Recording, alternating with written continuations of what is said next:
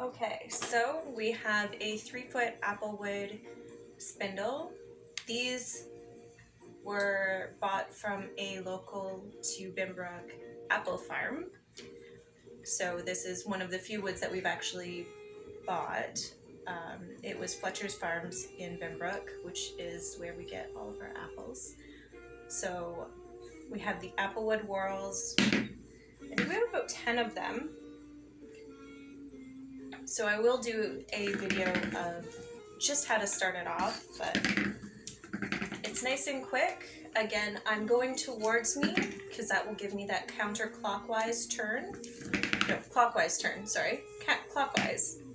Going in the direction of a clock because we are spinning.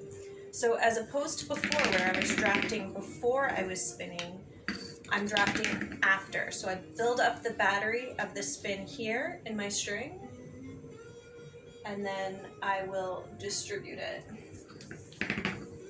Build up the spin, and then distribute. And once I get to where I can't reach anymore, then I will take my spindle and wind that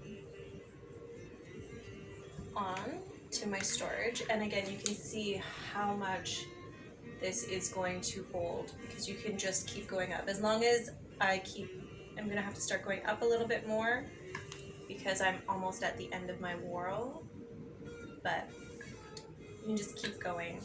So it's great for plying, it's great for spinning.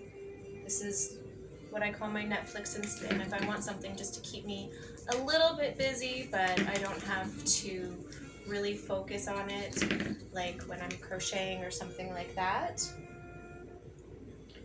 Or Tunisian crochet because I am so new at it. I'm not at the point yet where I can do it by feel as opposed to like just having to pay very close attention or end up with all of these weird little splits. But so we're gonna wind that back on.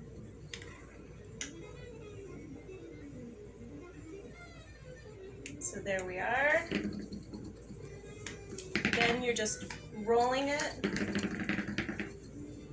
to build up the spin and then distributing the twist. Now this, I don't start with a leader for my other spindles, but I do for this kind, just because I find that it's a lot easier. If not, you would have to pre-spin all of this, which I find is too much for me. I'm kind of anxious to get going, so I'll grab a hank of acrylic or cotton or something like that, tie it on. I've seen some people will tie it on the bottom and then go around the top, but I tie it onto the top. Sometimes I will hold it with a piece of painter's tape just for the first little bit, just so that it doesn't keep spinning, because the majority of these are varnished. So there's nothing for it to grip to initially, but I will start with a leader. Do make sure that you make your leader long enough so that it can twist around and get all the way up. You can start with just re-spinning something that's already spun, or you can buy some acrylic. There is a lot of acrylic roving and and other yarns that are more classified as a roving yarn, so it's already almost drafted for you and it can practice to give you that spin. But because you're building up the battery of the spin on this, and because you don't have to deal with gravity, this is a lot easier for those that are just beginning, especially if you haven't done the bit of drafting yet. But I hope you enjoy. Again, we are wyldespun.com, W-Y-L-D-E, spun. So go wild, get spun. Thank you.